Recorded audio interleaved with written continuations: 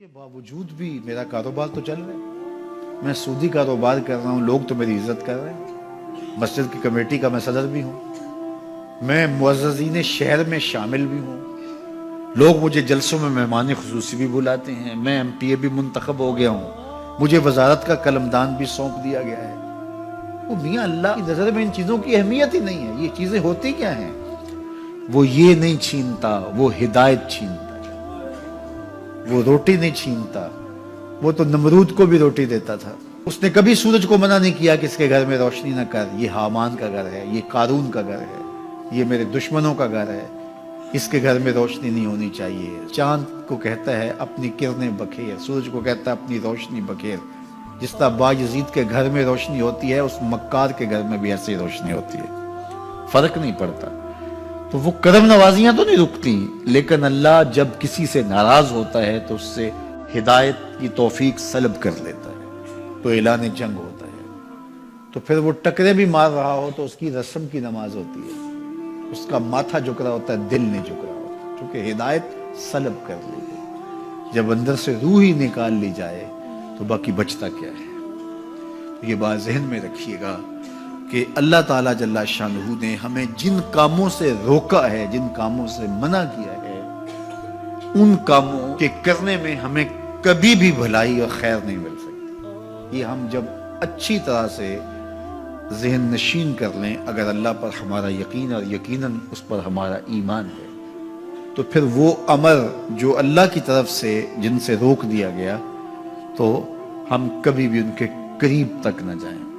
اور جن کاموں کے کرنے کا اسے حکم دیا گیا, اس کی حکمتیں نہ بھی ہمیں معلوم ہو. آج جدید سائنس تحقیقات کرتی ہے تو ہمارے سامنے آتا ہے کہ وضو کے کیا فوائد ہیں. آج ہمیں لوگ بتاتے ہیں کہ جناب آپ امامہ باندھیں گے تو سن سٹروک سے بچ جائیں گے.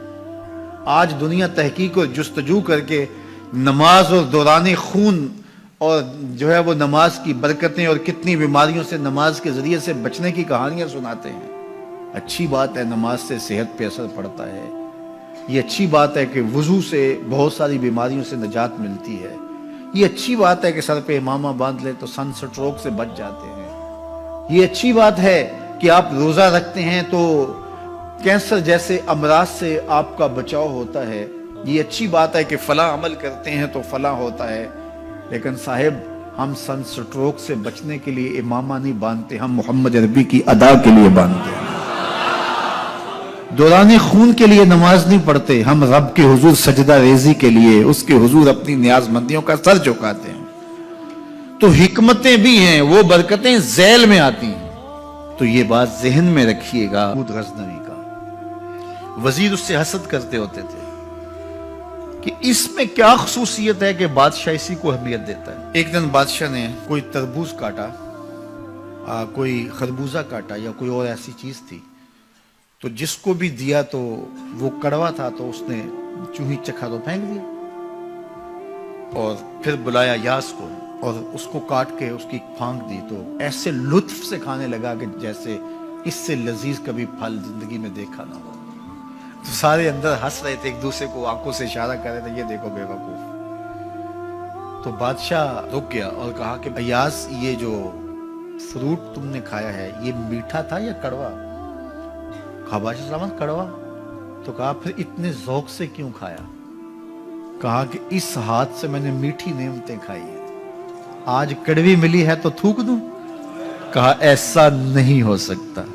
تو میاں کڑوا ہو تو وہ بھی قبول کیا جائے, نفس پہ شاک ہو.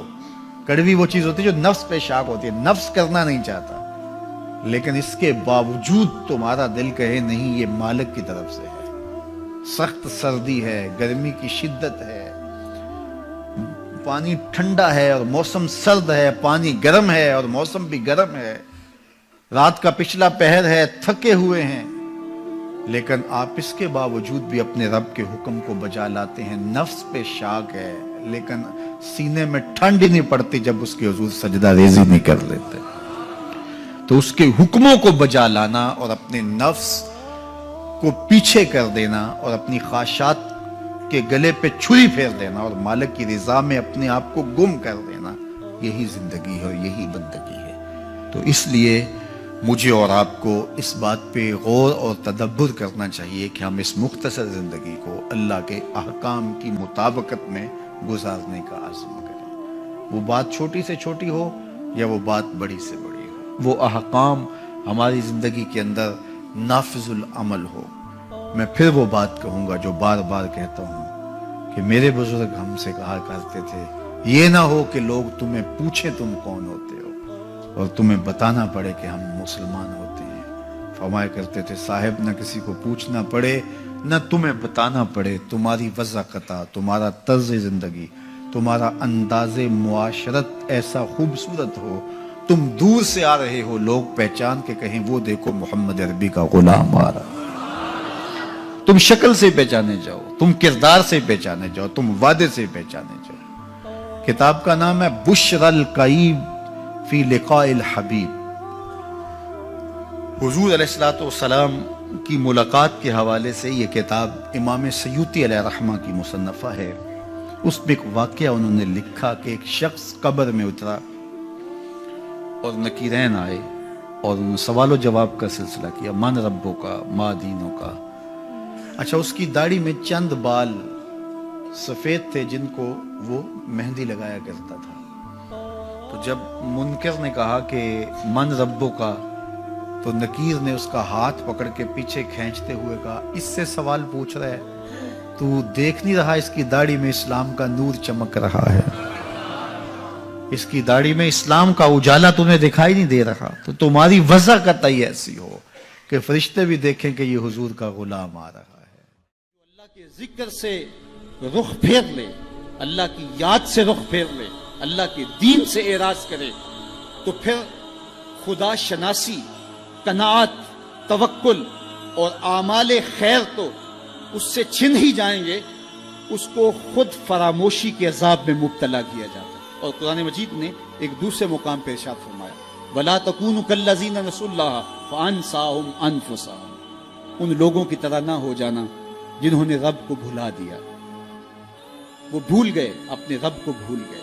غفلت ایسی طاری ہوئی، سویر سے لے کر شام تک اور شام سے سویر تک دنیا دنیا اور دنیا ہی مقصد حیات بن گیا۔ دنیا میں آئے کس لیے تھے، مقصد کیا تھا، بھول گئے۔ میلہ دیکھنے کے لیے آئے تھے، گھر کا راستہ بھول گئے۔ اللہ اکبر۔ تو فرمایا تم ان لوگوں کی طرح نہ ہو جانا۔ پھر اللہ نے انہیں سزا کیا دی، رزق کے دروازے بند کر دیے؟ نہیں۔ ان کی سانسیں چھین لی؟ نہیں۔ سورج کو حکم دے دیا اس کے آنگن میں روشنی نہ بھیجنا؟ نہیں۔ چاند کو چاندنی بکھیرنے سے روک دیا؟ نہیں۔ آب و ہوا روک دی گئی؟ نہیں۔ انہیں کیا سزا ملی جنہوں نے رب کو بھلا دیا؟ فرمایا فَأَنسَاهُمْ أَنفُسَهُمْ۔ اللہ نے انہیں ان کی ذاتوں سے انہیں بے خبر کر دیا۔ جو خدا فراموش ہوئے وہ خود فراموش ہو گئے، انہیں اپنے آپ سے ہی آگاہی نہ رہی۔ اور مجھے بتاؤ، جسے یہ بھی نہ پتا ہو کہ میں کون ہوں، اپنی شناخت جو بھول جائے، اس کے پلے ہوتا کیا ہے؟ اقبال نے کہا تھا نا، اپنے من میں ڈوب کر پاجا سراغ زندگی، تو میرا نہیں بنتا تو نہ بن، اپنا تو بن۔ مجھے بتائیے، 6 فٹ کا جوان ہو، قدے رانا رکھتا ہو، اس کی آنکھیں عقابی ہوں، ماتھا کشادہ ہو، رنگ چمک رہا ہو، ہونٹ گلابی ہوں، لیکن اس کی قمیص کے پیچھے گھر کا ایڈریس لکھا ہو کہ کسی کو ملے تو اس ایڈریس پہ پہنچا دے، تو آپ اس کا چہرہ دیکھ کے کہتے ہیں واہ کیا جوان رانا ہے، کیا اس کے ہونٹ گلابی ہیں، کیا نرگسی آنکھیں ہیں، کیا خوبصورت چہرہ ہے، کیا شمشاد قد ہے۔ لیکن اچانک نظر پڑی تو اس کے گھر کا ایڈریس اس کی قمیص کے پیچھے لکھا تھا۔ آپ نے کہا میں نے دور سے دیکھا، اس کا تو توازن عقلی ہی ٹھیک نہیں، یہ تو بیچارہ جو ہے وہ پاگل ہے۔ تو قد کاٹ ہونے کے باوجود گھر کا ایڈریس پیچھے لکھ دیا گیا، تو اب ہر کوئی سمجھتا ہے کہ یہ بیچارہ فہم و ادراک کے نور سے خالی ہے۔ قدے رانا پہ ترس آنے لگ جاتا ہے، اور وہ آنکھیں جن میں ڈوب جانے کو، جھیل جیسی آنکھوں میں غوطہ لگانے کو جی چاہتا تھا، تو اب ترس آنے لگ جاتا ہے کہ یہ بیچارہ تو خود فراموش ہے۔ اللہ فرماتا ہے جس نے رب کو بھلا دیا، تم یہ نہ دیکھو اس کے بنگلے کتنے ہیں، یہ نہ دیکھو اس کے پاس کوٹھیاں کتنی ہیں، یہ نہ دیکھو اس کی چمکتی ہوئی کتنی لمبی گاڑی ہے, یہ نہ دیکھو کہ عالی نسب ٹاؤن کے اندر اس کا گھر ہے, یہ نہ دیکھو اس کا بینک بیلنس کتنا ہے, ہاں یہ بھی نہ دیکھو اس کے پاس وزارت کا قلم دان ہے, یہ بھی نہ دیکھو کہ یہ وزارت عظمیٰ کی کرسی پہ بیٹھا ہوا ہے, یہ بھی نہ دیکھو کہ اقتدار کی مسند پہ جھولتا ہے, یہ بھی نہ دیکھا ہو کہ یہ ڈائس پہ کھڑے ہو کے نعرے لگاتا ہے, لوگ آگے سے جواب دے کے واہ واہ کے ڈونگرے برساتے ہیں. کہا اس کی قمیض کے پیچھے لکھا ہوا ایڈریس پڑھ لو, فَأَنْسَاهُمْ أَنفُسَهُمْ, یہ وہ شخص ہے کہ جو اپنا پتہ بھول چکا ہے, جسے پتہ ہی نہیں کہ میں کون ہوں, اس دنیا پہ آیا کیوں, جو آ کے بھول گیا ہے اسے گھر کا رستہ ہی نہیں مل رہا, اور یہ بھاگا پھر رہا دنیا کے اندر. کیا بتائیں حباب کیا کار نمایاں کر گئے, بی اے کیا, نوکر ہوئے, پینشن ملی اور مر گئے, زندگی کا مقصد ہی نہیں ملا. کہا جو اس دنیا میں اندھا رہا کل قیامت کے دن بھی نابینا اٹھایا جائے گا. اس سے ان آنکھوں کی بے نوری مراد نہیں ہے, اس سے دل کی بے نوری مراد ہے.